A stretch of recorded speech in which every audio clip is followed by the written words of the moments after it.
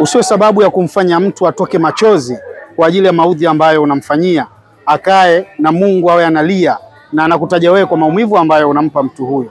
Kuwa sababu ya kumjalia mtu au kumfanya mtu apate furaha kwenye maisha yake. Na ukiwa hivyo utakuwa ni miongoni mwa watu ambao wanafanikiwa sana, kwa sababu kuna baraka ambazo utakuwa unazichota kupitia mtu huyu.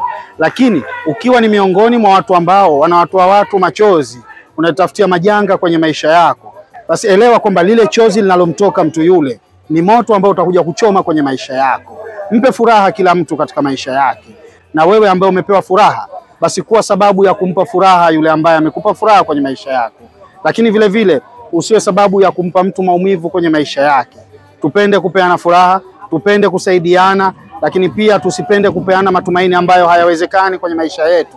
Basi usiwe sababu ya kumsababishia mtu maumivu, kuwa sababu ya kumpa mtu furaha kwenye maisha yake. Utafanikiwa kwa sababu ni baraka ambazo unazitengeneza kwa Mungu wako. Lakini ukitenda mazuri, tegemea kupata mazuri kwa mtu. Hata akikulipa mabaya, elewa kwamba yupo mlipaji mazuri ambaye maisha yote hasinzii wala halali, na hachoki kuwapa waja wake mazuri ambayo anawatendea watu, na yeye kuwapa baraka katika maisha yao.